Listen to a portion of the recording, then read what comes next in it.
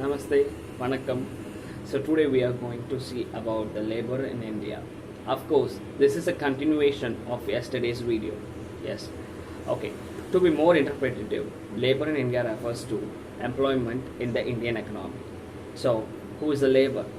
There are numerous definitions across the internet. So, according to me, someone who does physical or mental works for handling the business resources demanding or supposing the employer for wages is known as labor. So, how are they classified? The labors are classified as three: unskilled labors, semi skilled labors, and highly skilled labors. Do you know the cost of labors in India? I will tell you.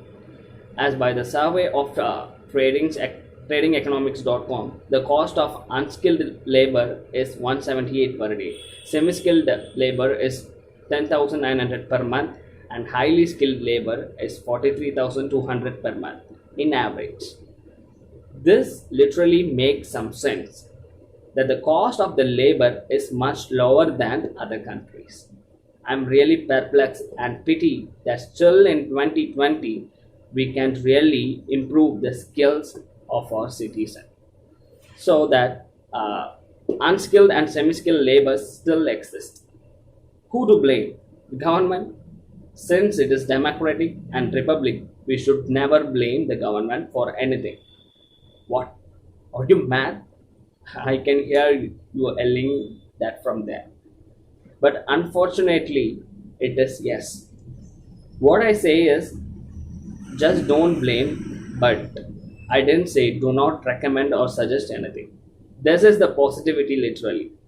Recommend or suggest something to the government to do so in order to favor the citizens.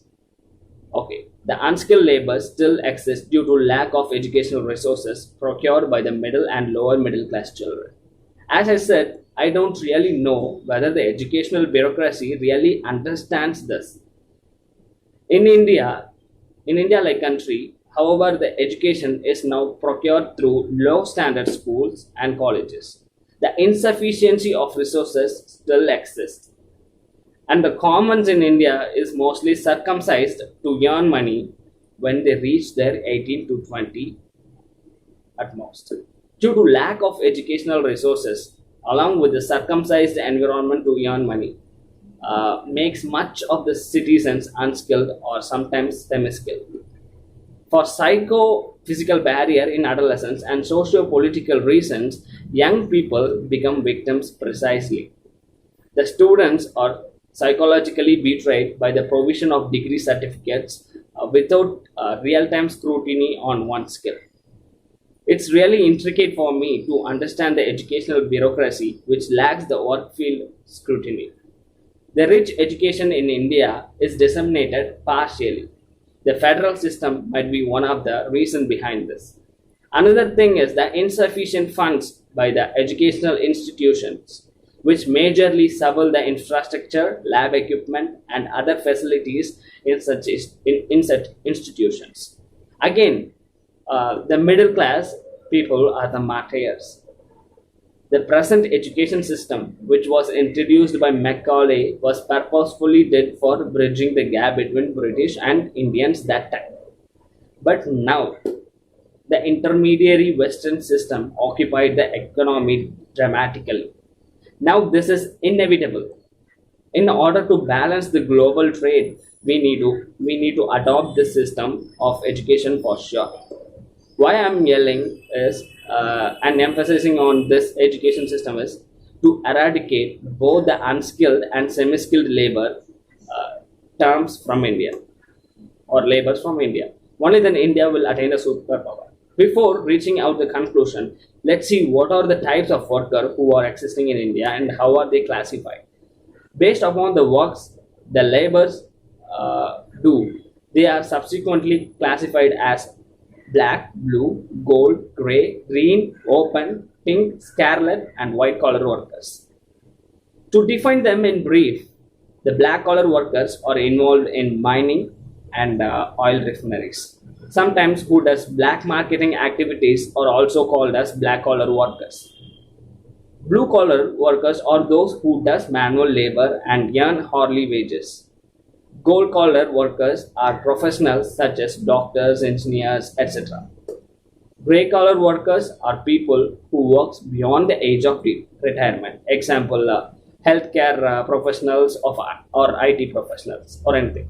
Green collar workers are the ones who work in alternate energy resources such as in solar panels, worldwide fund, etc. Open collar workers are those who work through internet being at home.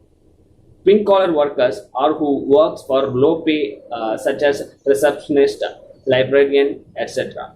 Scarlet collar workers are who works in pornography. Finally, white collar workers are those who works in office and management in general sense. Okay, are you clear? Fine. What I wanted to conclude is we should eradicate two kinds of workers, which is blue and pink. So, what happened if they were removed from the society? The demand for technology replacement for such works will become high. This consequently uplifts the reliance on science and technology among young ones. This could be still more emphasized in some visualized form and could be served as driving resources for the young ones uniformly throughout India. Yes. In these instances, funding might become an issue. For that, Jugaad engineering technique or frugal engineering aspects of education can be adopted wisely. This is not just enough. Every student in India must be provided with two elective specialization in two fields. One must be a white collar worker's job, which includes specialization in computer domain, and other must be in manual works, so that alternative shifts could be carried out, which will effectively reduce the burden of Indian citizens, which will consequently reduces the health risks of human as doing both physical and mental works effectively increases the productivity in India. So the pivotal thing for attaining the superpower is the uniform educational resources, regardless of social classes. Besides, institutions must concentrate on skill developing instead of theoretical evaluation. India to attain the superpower, the eradication of unskilled and semi-skilled labors is inevitable. We will still continue this tomorrow. Today, it is enough. I think so. For your information, this is all my theories. As I said, instead of going against the government, suggesting or recommending something to the government is very noble. And that's what a really gentle fellow does. That's what I'm doing. So help me share this content to influential personalities. Share this with your friends. Let's hope that one day India will become a superpower nation.